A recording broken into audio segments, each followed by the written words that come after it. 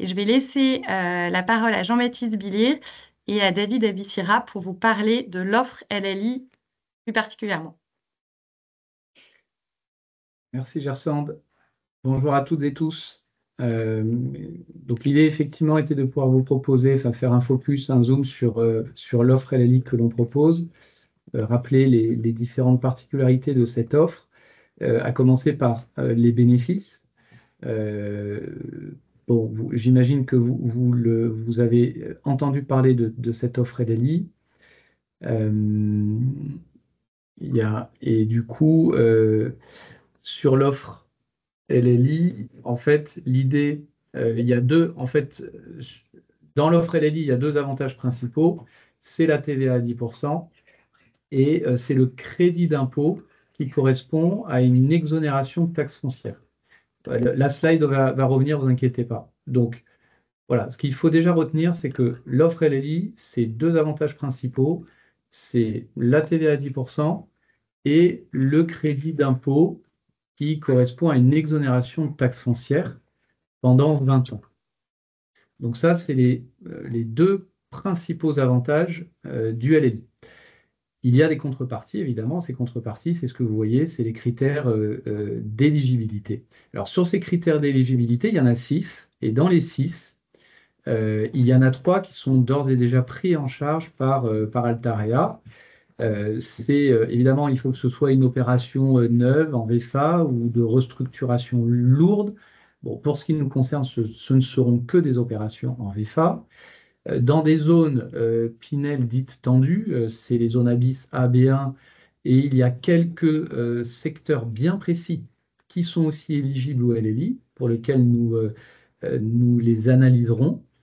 Et puis, il faut que notre programme soit intégré dans un ensemble immobilier où il y a 25% de logements sociaux pour toutes les communes qui sont dites SRU. Quand on dit SRU, c'est que ce sont des communes qui n'ont pas encore respecté leur engagement de production de 25% de logements sociaux. Voilà, donc ces trois critères, c'est nous qui les analysons. Et donc, sur la slide suivante, vous verrez il reste trois critères qui sont à la charge de l'acquéreur. Et donc, ces trois critères, c'est d'une, acquérir le bien via une société, puisqu'il faut que ce soit une personne morale qui puisse acquérir le bien et qui puisse bénéficier du dispositif LLI. Je le rappelle, hein, le dispositif LLI date de 2014. Il a été lancé par le gouvernement il y a plus de 10 ans. C'est un modèle, un dispositif qui a fait ses preuves auprès des institutionnels. La loi de 2024 l'a ouvert justement aux particuliers grâce à la faculté qu'une personne morale, sans qu'elle soit soumise à l'impôt sur les sociétés, puisse bénéficier de ce dispositif. Donc, une personne morale, c'est une société constituée d'une ou deux personnes, et on verra justement sur la slide suivante les particularités. Donc ça, c'est le premier point, premier critère à remplir, création d'une société pour être une personne morale. Ensuite, le deuxième, c'est l'engagement locatif. L'engagement locatif, c'est que l'acquéreur devra s'engager à louer pendant 20 ans aux conditions de ressources Pinel et que le locataire qui occupe ce logement en fasse sa résidence principale. Donc ça, c'est le deuxième critère, l'engagement locatif. Et puis le troisième, c'est qu'il doit déclarer auprès de l'administration fiscale son bien en LLI. Un peu comme à l'époque le Pinel, hein, il fallait déclarer que c'était un Pinel au moment de l'acquisition. Et bien là, c'est exactement la même chose. Et on y reviendra un petit peu plus précisément avec David d'Imokip qui précisera tout cela. Donc voilà, donc ça ce sont les trois critères. Donc le premier critère, c'est la société. Donc la société, on a sur la slide suivante, vous verrez, alors ça peut paraître un peu complexe, mais l'idée c'est, alors on a fait plein de couleurs et plein de tableaux. L'idée c'est simplement de vous dire que en fait il y a plein de possibilités. Voilà. Ça veut dire que il y a votre client, vos clients, ils peuvent tout à fait constituer une SARL, une SCI ou même d'autres structures de société. Mais évidemment, chaque structure a ses spécificités, tant d'un point de vue de son statut que d'un point de vue de sa fiscalité. Donc, il y a énormément de spécificités. Simplement, ce que je peux vous dire, c'est que euh, le montage qui paraît être le plus simple et le plus approprié, c'est dans le cas d'une location nue LLI, c'est de constituer une SCI à l'IR. D'un point de vue de la fiscalité et de la gestion, c'est assez simple. Ceci étant dit, il est tout à fait possible d'être à l'IS aussi, quelle que soit la société, mais avec les particularités de la fiscalité à l'IS. Euh, pour la location meublée, ce qu'on préconise, c'est une SARL dite de famille, c'est-à-dire qu'elle doit être composée uniquement de personnes euh, de, euh, euh, euh, du même lien parental jusqu'au quatrième degré, et avec une particularité pour que l'investissement soit optimal, il faut qu'il y a le gérant soit dit minoritaire, ce qui permet de limiter les frais de la société. Mais pour cela, c'est quand même très particulier. Il faut que ce gérant soit un enfant dit majeur du foyer fiscal qui achète, soit que ce soit un ascendant ou un collatéral, c'est-à-dire une personne, ça peut être un grand-père, une grand-mère, frère ou sœur. Ou cela peut être aussi des clients qui ont déjà leur SARL de famille, et dans ce cas-là, on se retrouve dans une situation qui est optimale pour investir dans un logement d'immeublé. Si ce n'est pas le cas, il n'y a pas de problème. C'est un gérant qui sera dit minoritaire, c'est-à-dire, par exemple, quand c'est un couple qui investit du même foyer fiscal, ou il y a même la possibilité de créer une structure dite EURL. Le URL, par définition, est une société d'une seule personne. Et donc, il y a aussi cette possibilité de pouvoir investir en n'étant qu'une personne, en créant une EURL. Et dans ce cas, comme dans le cas de la SARL avec un gérant dit minoritaire, ou égalitaire d'ailleurs, hein, il y a des frais qui sont notamment liés aux cotisations sociales. Mais tout cela est intégré justement dans nos simulations. Voilà. Donc, en synthèse, location nue SCI à l'IR, ce qu'on préconise, mais évidemment, ça, je pense que vous en avez déjà entendu parler. Nous, notre spécificité aussi, c'est de proposer le LLI en meublé, donc avec une SARL de famille, avec cette spécificité de pouvoir trouver un gérant dit minoritaire, qui permettrait d'optimiser l'investissement. Sinon, avec une SARL constituée d'un couple, par exemple, du même foyer fiscal, ou une EURL dans laquelle il n'y a qu'une seule personne, et ça peut être aussi un avantage certain pour le client. Sur la slide suivante, justement, euh, on rappelle les engagements, quel que soit le type de société, vous le voyez, hein, qu'on soit en SCI, en SARL de famille, qu'on soit à l'IR, qu'on soit à l'IS. Encore une fois, l'engagement pour bénéficier du dispositif LLI et de la TVA à 10%, et du crédit d'impôt, c'est un engagement de 20 ans. Alors, il y a une spécificité, c'est qu'on dit 15 ans, et vous avez peut-être déjà entendu parler, qu'on dit c'est un engagement minimum de 15 ans. Alors, la réalité, c'est un engagement de 20 ans locatif. Mais à partir de la 16e année, il est possible pour le propriétaire du logement de revendre son logement. Et dans ce cas-là, celui qui rachète n'aura pas à reprendre les engagements du LLI. Voilà, donc ça, c'est une disposition de la loi qui permet de revendre à partir de la 16e année sans engagement de reprise du LLI.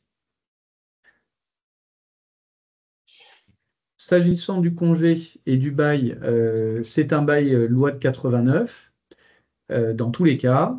En revanche, la durée du bail varie selon le statut de la société et le type de location. Voilà, donc ça peut être pour la location nue 3 ans si c'est une SARL de famille, 6 ans si on est à l'IS. Et pour la location meublée, on est sur 1 an. Les durées de préavis, c'est entre 3 et 6 mois. Donc ça, c'est pour les particularités de la location. S'il y a des questions, n'hésitez pas aussi. Vous pouvez nous les écrire ou nous interpeller aussi directement de vive voix. Peut-être il y a une question sur savoir sur le LLI, si le LLI peut être acheté et qu'il s'agit d'une même famille qui loue à soi-même. Oui, alors, c'est une bonne question. Alors, en fait, nous, on ne peut que dire pour l'instant qu'on ne le conseille pas. Voilà, il n'y a pas de texte précis sur le sujet, mais il y a un risque, de requalification si c'est loué à soi-même. Voilà, donc il est possible de louer à ses ascendants ou descendants des associés de la société, mais pas à soi-même. Voilà, sur cette slide-là, alors bon, là c'est un peu rude. Je vous épargne les lectures. Je pense qu'on peut passer peut-être à la slide suivante. C'est toute la fiscalité justement selon la typologie de la société. Tout cela mène justement à des simulations. L'idée était de pouvoir vous proposer ces simulations. Alors ce sont des cas, encore une fois, qui sont des cas qui sont à l'offre chez nous, Cogedim. Là, il s'agit de Rouen Blossom Park, d'un T3. Et donc, l'idée est de pouvoir le comparer selon justement le dispositif LLI et puis le dispositif classique. Alors, il faut la simulation, la scinder en deux parties. Les deux premières colonnes, c'est la comparaison d'une location nue LLI et d'une location nue libre. Et les 3 colonnes suivantes, pour les 2 premières colonnes, c'est la location LLI meublée, mais encore une fois, soit avec la particularité d'un gérant minoritaire, soit la particularité d'un gérant majoritaire ou d'une EURL, donc une personne seule. Et la 3e colonne, c'est du meublé classique. Et donc, ce qui est intéressant, c'est simplement de rappeler qu'effectivement, quand on propose une offre en LLI meublé, on a un effort d'épargne qui est extrêmement intéressant. Alors cet effort d'épargne, vous voyez, là, il varie entre 314 € et 414 € mensuels, à comparer sur un effort d'épargne qui est plus élevé sur le meublé. Alors, encore une fois, c'est à étudier au cas par cas. Là, il y a des écarts qui sont importants. Pourquoi il y a des écarts qui sont importants? C'est parce que, encore une fois, ce qui joue beaucoup, c'est le loyer de marché et le loyer LLI. Donc, quand on se trouve dans une situation où le loyer de marché est équivalent au loyer LLI, eh ben, on trouve ce genre d'écart, c'est-à-dire que, évidemment, l'offre LLI est extrêmement pertinente. On peut se retrouver sur la slide suivante, par exemple, dans un autre cas qui n'est pas tout à fait similaire, qui est à Chilly-Mazarin, où là, on a un loyer LLI qui est inférieur au loyer de marché. Et donc, on voit que les écarts, déjà, sont moins importants. Malgré tout, il reste intéressant, puisque là, pour un T3 sur les balcons de Chilly, on a un effort d'épargne en meublé LLI entre 326 et 426 €, selon, encore une fois, le statut de la société. Donc, c'est vraiment des investissements qui sont extrêmement intéressants. Cela ne veut pas dire que le LLI en location nue ne l'est pas. hein, encore une fois, ni d'ailleurs la location en meublé classique. Il faut vraiment, et c'est pour ça que nous, on a mis en place un simulateur, il faut vraiment pouvoir simuler, étudier au cas par cas les opérations. En tout cas, pour ce qui nous concerne, l'offre LLI en meublé, c'est une offre qui a des particularités, vous l'avez vu, des contraintes, mais l'idée est de pouvoir vous accompagner le client dans les meilleures conditions pour obtenir ces conditions. Donc, on le voit sur les slides suivantes.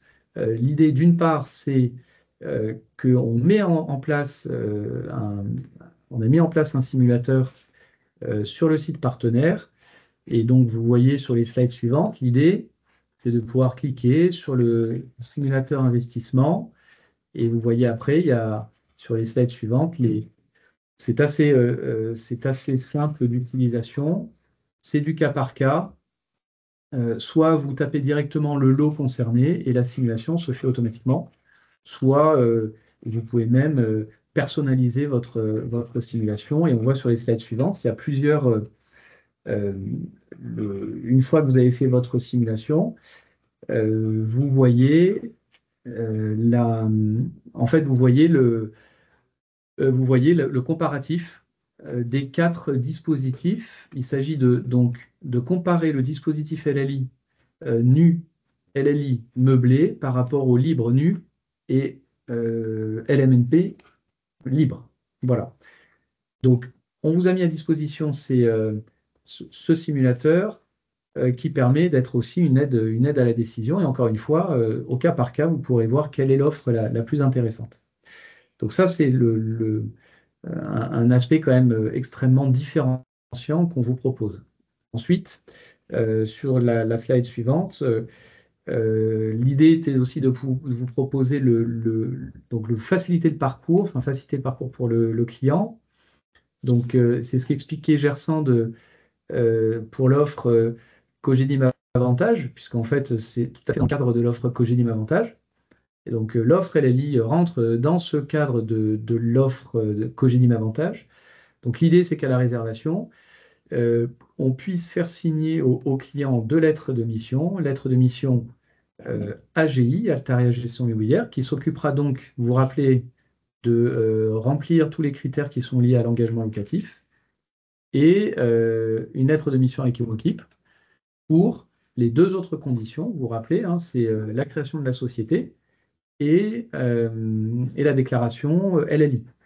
Et donc, c'est à ce moment-là qu'on fera signer ces lettres, de manière à ce que Imokip puisse prendre contact avec vous. Imokip, on a la chance d'avoir David Abissira qui est parmi nous et qui va pouvoir justement vous présenter le détail de ses prestations, étant entendu que voilà, une fois que tout sera réalisé, au moment de l'acte, c'est à ce moment-là que KGI prendra contact avec vous. Enfin bref, en tout cas, toute la procédure est facilitée justement avec ces experts qui vont vous aider à réaliser ces conditions.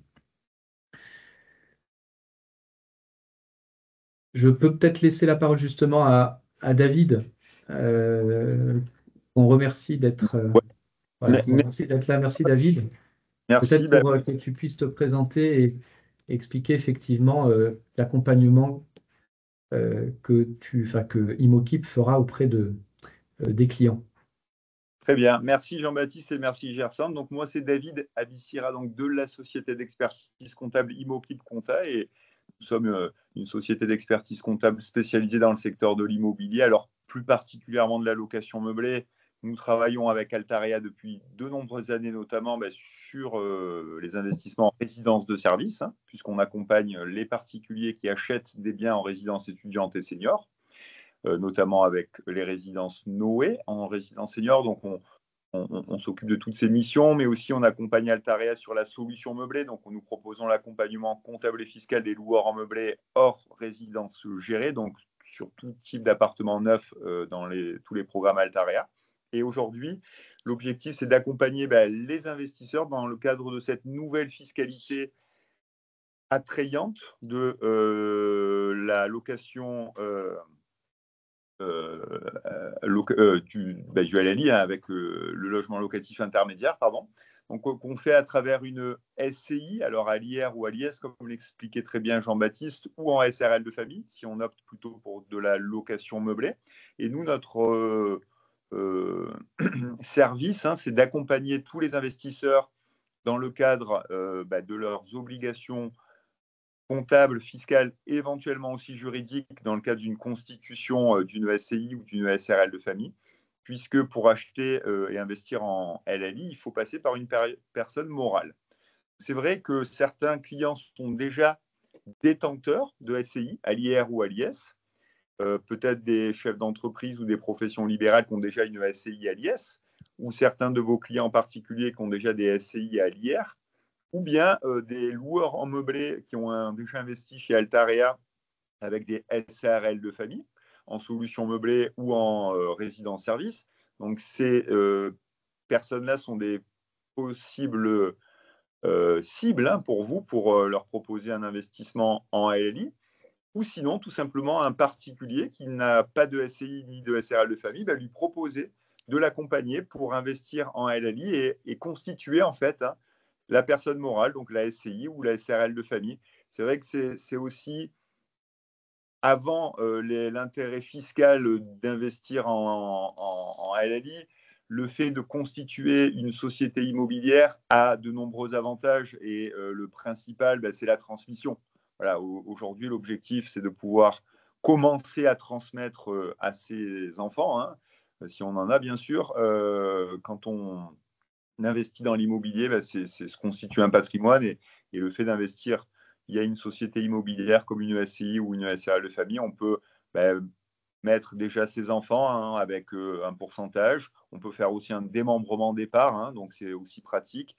Et quand on démembre par exemple départ, on reste usufruitier, on perçoit les loyers tout au long de la vie de la SCI, et au décès malheureusement des usufruitiers, on est nu propriétaire, pardon, et on donne, pardon, excusez-moi, je suis un peu fatigué, on donne la nue propriété aux enfants et on garde de l'usufruit, et les usufruitiers, donc au décès des usufruitiers, la nue propriété rejoint l'usufruit pour faire la pleine propriété sans droit de succession. Donc, c'est vraiment la possibilité sur un investissement sur du long terme, hein, de se constituer un patrimoine et de le donner aux enfants sans droit de succession à terme, surtout avec le LLI, parce qu'on a quand même un objectif temps de 20 ans, hein, avec le remboursement de la taxe foncière sur 20 ans.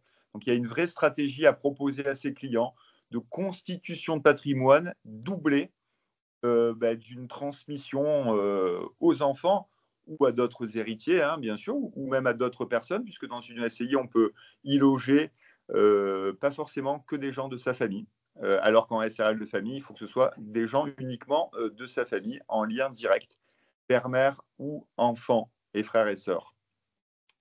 Voilà, donc notre accompagnement qui est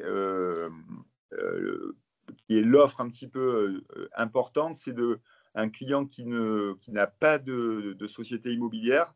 Altarea lui offre en fait la possibilité de bénéficier d'une constitution d'une SCI ou d'une SRL de famille entièrement prise en charge par le promoteur, ainsi que la première année de gestion comptable et fiscale. Donc ça, c'est quand même important, et c'est un vrai avantage que le propose Altarea ici, puisque c'est la possibilité d'offrir, en plus de construire un appartement, un programme et de vendre neuf, excusez-moi, à ses clients, de le proposer en investissement en locatif, et d'offrir en fait cette possibilité pour l'investisseur de se constituer une SCI, d'y loger éventuellement ses enfants, et surtout de pouvoir acquérir le bien en LLI et de percevoir les avantages fiscaux de la TVA à 10% et surtout du remboursement de la taxe foncière pendant 20 ans. Donc nous accompagnons les investisseurs dans le cadre de la démarche de constitution de la société, de la SCI. Donc, nous rentrons en contact avec les investisseurs pour constituer la SCI jusqu'au financement et jusqu'au passage notaire, hein, jusqu'à donc l'édition du fameux CABIS. Je réponds à la fin aux questions plutôt, ouais. Je vois qu'il y a des questions. Comme tu veux, David. Oui, peut-être à la fin, on termine et Allez, on va se poser sur les questions. Faisons comme ça. Et donc voilà, constitution de la SCI et avec prise en charge du promoteur et la gestion comptable et fiscale. Donc ça, c'est aussi très intéressant puisque ça permet à l'investisseur de n'avoir vraiment rien à faire, hein. Il est complètement accompagné par Altarea. Aucune démarche juridique de constitution ni comptable et fiscale puisque tout est pris en charge par le promoteur la première année. Et ensuite, acquérir un appartement neuf dans une super résidence, hein, Altarea, partout en France. Donc ça, c'est quand même très intéressant. Pour la SRL de famille, c'est la même chose. Si le client décide de faire du meublé, nous pouvons constituer la SRL de famille et faire la gestion comptable et fiscale de la première année. On peut continuer aussi, hein, les années suivantes. Voilà, c'est la première année, hein, qui est prise en charge par le promoteur. Certains clients à vous ont déjà peut-être des SCI ou des SRL de famille. Ils ont peut-être déjà des comptables et du coup, ils vont pouvoir continuer, bien sûr, avec leur expert comptable, hein. C'est lui qui pilotera la comptabilité, les déclarations fiscales.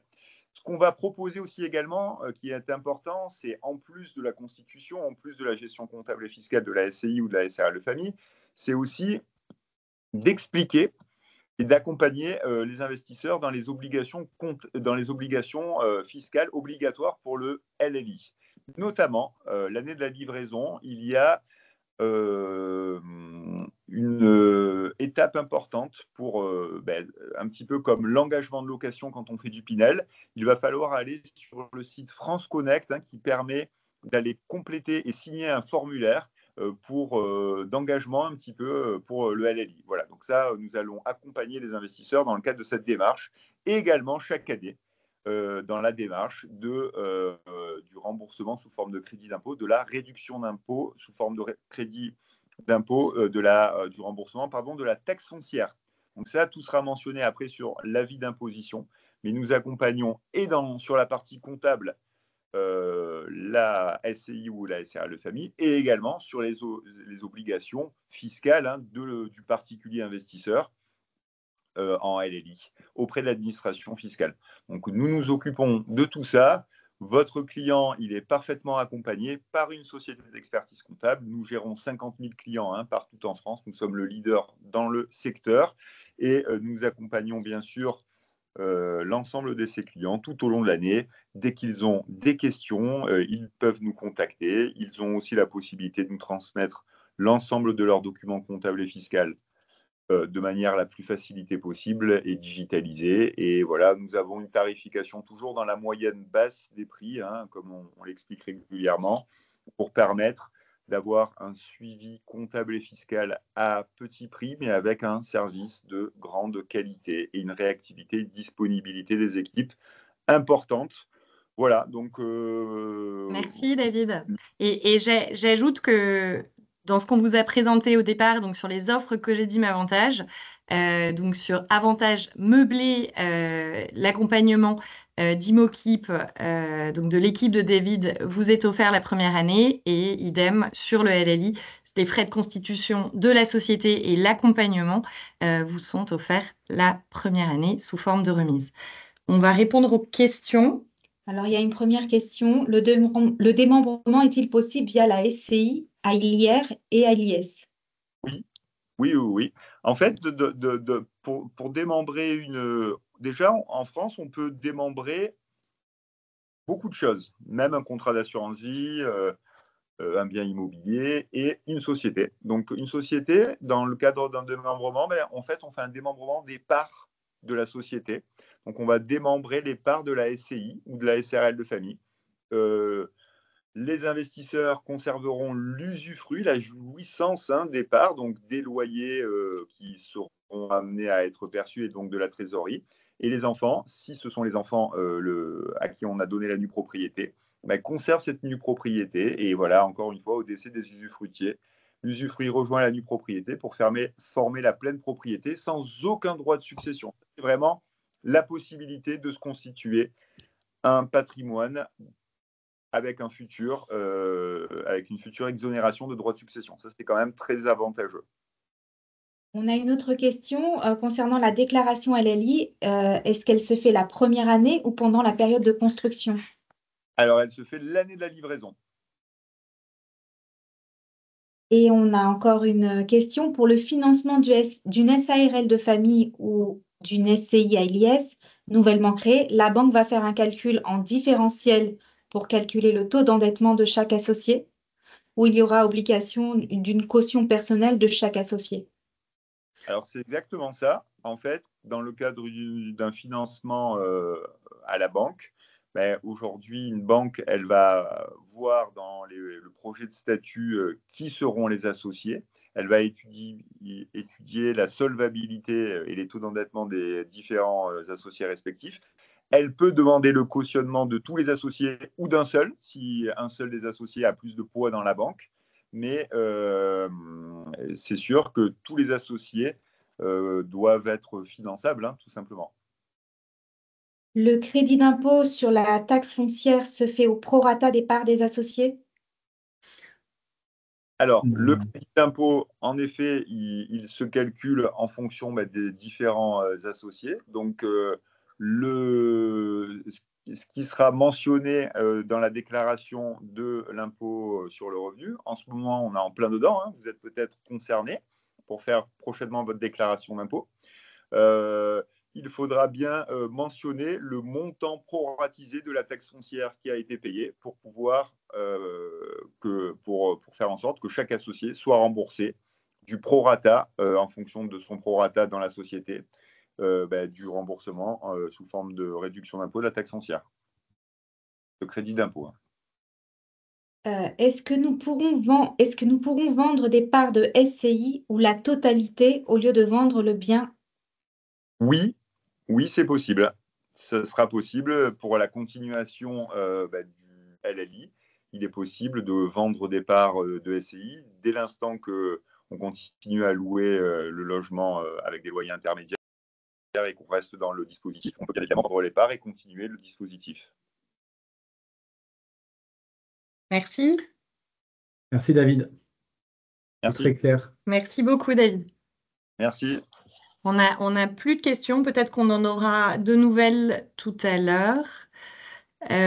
Justement, pour répondre à des questions en amont, on a réalisé un FAQ. Oui, on a réalisé un FAQ. Alors après, bon, on va peut-être pas toutes les citer là, mais on vous transmettra de toute façon on vous transmettra le support de présentation. Voilà, mais on a fait un peu un patchwork de toutes les questions qu'on nous avait posées jusqu'à présent. Vous voyez, alors vous nous avez posé de nouvelles questions, donc c'est bien, on en a toujours, il y en a toujours en complément. Donc voilà, donc je pense qu'on vous les enverra, ça vous permettra de pouvoir directement les regarder. Si on les parcourt rapidement, voilà les questions, vous voyez, donc pas besoin de. Alors, on nous avait posé la question d'un rescrit fiscal, mais ce n'est pas le cas. Évidemment que l'offre LLI, à partir du moment où vous la propose et qu'on remplit les critères, eh bien, votre client est éligible à cette offre-là. Il y avait la question de droit de succession, parce que comme le rappelait David, c'est vrai que c'est aussi tout l'intérêt de constituer une SCI ou une SARL de famille, c'est pour transmettre. Donc on nous avait posé la question est-ce que les droits de succession temporaires de la loi du 14 février rentrent dans ce dispositif? Bon, il semble que, en tout cas pour nous, c'est pas clair aujourd'hui, donc on considère qu'il ne peut pas rentrer. En tout cas, voilà, on n'a aucune certitude sur cette question-là pour l'instant. Encore une fois, il faut bien avoir à l'esprit que, bien que ce soit un dispositif qui a 10 ans, qui a été monté au départ pour les institutionnels, donc il y a quand même des notions qui sont encore pas tout à fait claires. En revanche, le dispositif LLI est-il ouvert aux investisseurs non résidents en France? Tout à fait, à partir du moment où ils respectent les engagements LLI. Pourquoi opter pour une SARL de famille? Vous l'avez bien vu, pour investir en LLI meublé. Ça permet justement d'avoir un statut à l'IR, parce que sinon, en meublé, on peut vite se retrouver en société avec une fiscalité à l'IS qui est beaucoup plus contraignante. Encore une fois, l'IS, c'est tout à fait possible aussi d'avoir une société à l'IS, hein, et David, qui a présenté justement son expertise, ils sont tout à fait en capacité de pouvoir monter tout type de société, que ce soit l'IR ou l'IS. Et il y a un point aussi qui est non négligeable, parce que dans vos clients, vous avez tout type de clients. Quand on peut aussi réfléchir à faire un investissement en LLI, en location meublée, sans passer par une SARL de famille. Je m'explique. Il y a la possibilité de faire de la location meublée à travers une SCI à l'IR, qui resterait à l'IR, à condition que les revenus de location meublée soient inférieurs à 10% des revenus générés par la SCI. Donc, si vous avez une SCI qui génère, si un client à vous a une SCI qui génère 60 000 euros de loyer annuel, ben on peut se dire que si on a un investissement LLI avec 500 euros de loyer par mois, ce qui fait 6 000 euros de loyer à l'année en location meublée, on peut rester en SCI à l'IR, donc faire de la location meublée et rester dans la SCI à l'IR, donc pas de charges sociales liées par exemple à la SRL de famille. Donc c'est vrai que si on a des clients qui ont des SCI avec un petit peu de revenus, ça arrive, hein, il y a des clients qui ont des belles SCI, on peut leur proposer aussi d'acheter en location meublée à travers la SCI à l'IR. Voilà, donc un bel exemple du conseil que peut apporter Imokip auprès des clients. Merci David. Sur les slides suivants, donc vous voyez là, bon, est-ce que les associés, on a déjà répondu à cette question. Pareil pour là, on peut louer à des ascendants ou descendants des associés, mais pas à l'associé lui-même. On a répondu à ces questions. Ensuite, sur la slide suivante, à partir de quand démarrent les 15 ans de... Alors, c'est les 20 ans d'obligation, hein, mais c'est 15 ans où on peut revendre. Donc ça, c'est à compter de la livraison du logement. Donc à compter de la livraison du logement, il y a 20 ans d'obligation de locatif et 15 ans, au-delà duquel, après, le bien peut être revendu sans condition LLI. Est-ce qu'il y a un délai maximum de mise en location à la première année du bien? Alors, ben, évidemment, il y a en gros une année où l'acquéreur peut trouver un locataire. Encore une fois, le fait de vous accompagner avec AGI, Altarea Gestion Immobilière, c'est justement pour vous éviter ce genre d'écueil, puisque notre administrateur de biens, AGI, gère près de 15 000 lots, donc ils ont l'habitude de mettre en location et ils le font de manière très, très rapide et très efficace. Ceci étant dit, si le logement venait à être vacant, il faut simplement que l'acquéreur puisse justifier auprès de l'administration fiscale qu'il a bien fait les démarches nécessaires pour pouvoir le mettre en location. Et il y a une année, on va dire 12 mois, de tolérance. On a d'autres questions? Alors, quid si revente du bien à 14 ans, remboursement du prorata de la TVA ou remboursement des 100% des crédits d'impôt? Alors ça, c'est une des réponses qu'on a sur une des questions de la FAQ, justement. Donc non, effectivement, dans le cas, ben voilà, que se passe-t-il en cas de revente avant 15 ans? Donc le bien, encore une fois, c'est le droit civil. Vous avez votre client a tout à fait la liberté de pouvoir vendre son bien à tout moment. En revanche, s'il le vend avant 15 ans, il y a un risque de redressement fiscal. Et ce risque, c'est à hauteur de la différence entre le taux plein et le taux réduit. Donc en l'occurrence, aujourd'hui, le taux plein est de 20%, le taux réduit de 10%. Donc c'est la totalité des 10%. Ce n'est pas au prorata. Donc ce risque existe effectivement si jamais le bien est revendu. Mais le bien peut évidemment être revendu.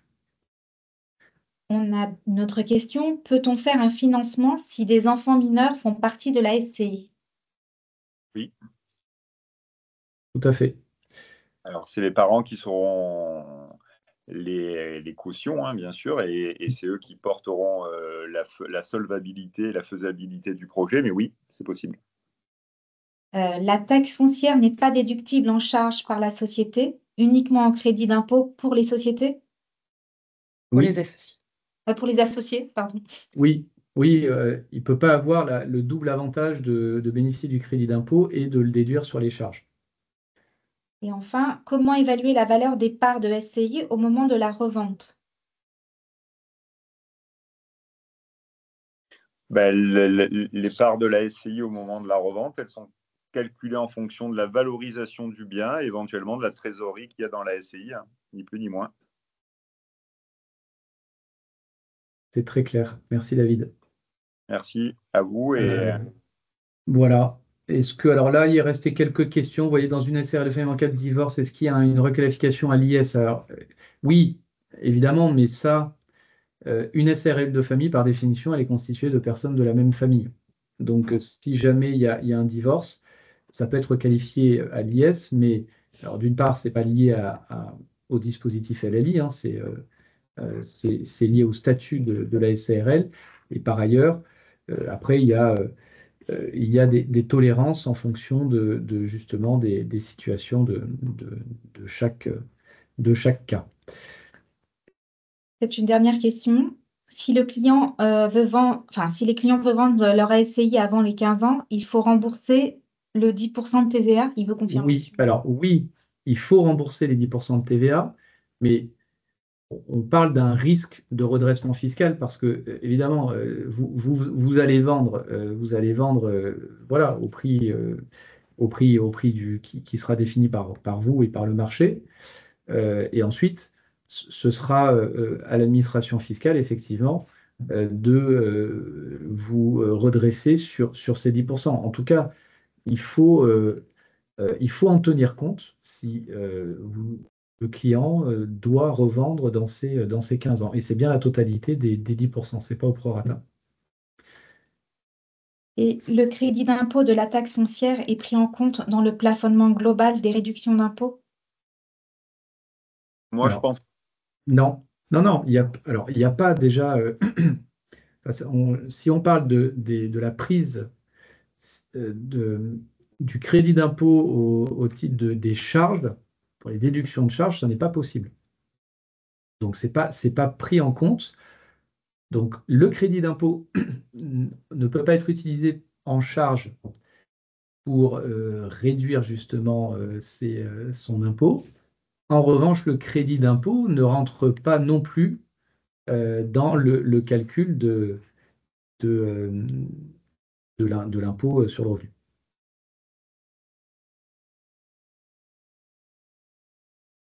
Voilà, d'ailleurs, là, on l'a vu, voilà, il y avait la réponse sur la FAQ, la déduction de la taxe foncière. Ouais, faisant l'objet d'une créance au titre de l'activité de location, donc elle ne peut pas venir en charge déductible, mais corrélativement, la créance d'impôt sur les sociétés n'est pas imposable. Voilà, donc je pense que ça répond à vos questions. Et après, peut-être sur les slides suivantes, bon, ça, on peut. Ah oui, alors ça. C'est aussi une ouverture, évidemment, c'est que la loi permet, si on a un client qui achète deux logements, alors c'est pas deux pour le prix d'un, hein, c'est deux qui coûteront deux logements, mais ces deux logements, s'ils font partie du même programme, eh bien, le premier peut être revendu à partir de la 11e année sans condition préalable, et le deuxième la 16e année. Voilà, donc il y a cette faculté en cas d'achat de deux logements. Et puis, bon, là, on va passer, c'est comment calculer le loyer LLI, mais ça, vous aurez le calcul précis. Et voilà, je crois qu'on a terminé. Et à la Vas-y, question, David. je dirais, dernier gros avantage du LLI, à la question qu'on aurait pu poser, y a-t-il des droits de douane imposés par l'administration Trump sur le LLI? Non. Zéro droit de douane. C'est une boutade, mais c'est juste pour dire que le LLI aujourd'hui, c'est vraiment l'investissement très intéressant à proposer aux clients dans le neuf, puisque c'est la possibilité d'aller chercher sur du long terme du crédit d'impôt, de taxe foncière pendant 20 ans et surtout à la transmettre aux enfants. Ça, c'est vraiment la priorité. C'est la possibilité avec du financement bancaire ou même un achat content, avec du compte courant, d'aller chercher de la transmission aux ayants droit.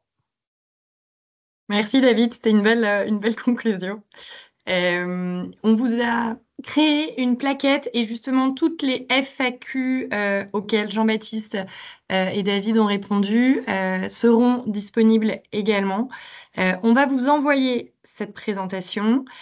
Sur le site, vous aurez tous les documents essentiels et n'hésitez pas à revenir vers vos responsables prescription si vous avez des questions. On a également des vidéos d'émissions déjà réalisées telles que l'immédiat avec David, avec Jean-Baptiste, avec toutes les parties prenantes de la création de l'offre LLI chez Altarea.